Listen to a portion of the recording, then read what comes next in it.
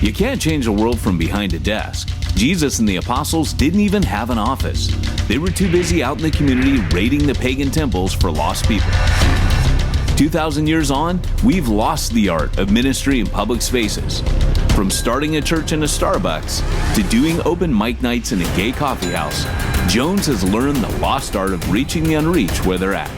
Inviting people to church, whether it's in a renovated warehouse or in somebody's living room, is still inviting them to our space.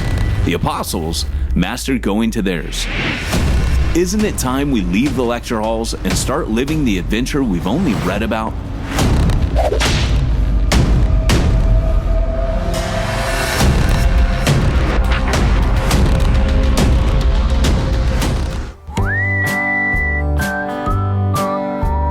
Why did I write Reaching the Unreached, Becoming Raiders of the Lost Art? Because it was really a continuation of Church Zero, the first book that I had written. And here's the reality. Church Zero was more about doing church as a team leadership, talking about what does the apostolic role look like in the first century and today, the prophetic, the evangelist, all these different roles. That church was never meant to be a one-man show. Well, this is kind of like the part two, because in Ephesians 4, where Paul kind of spreads out those different roles, his real point was to get to the next verse, which was to talk about the equipping of the saints, that those roles were to equip the average everyday believer, that they would do the works of the ministry. See, this is a book that really goes to the heart of what every Christian leader out there wants.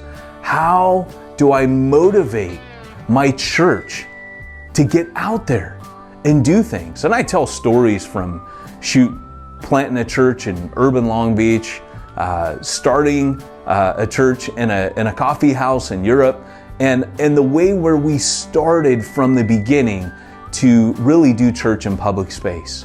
I mean, that's really kind of a radical concept. And yet if you read the Gospels and you read the book of Acts, most everything happened outside. You see, whether it's established church or the missional movement, they're both struggling with the same thing. And that is, how do I get people from out there to come into my space? Well, this turns it around. It retaps into what the apostles knew. And that was, if we really want to reach people, we can't expect them to come to us. It doesn't matter if you're drinking wine in a living room and calling it missional house church. Doesn't matter. You're still going to come up against the same problem. If all I'm doing is trying to get them to come to me, then it's not truly as effective as what the apostles and Jesus himself did. They went to the people where they were at. And if we can understand how to recover that lost art, then we will truly begin to reach the unreached in our generation.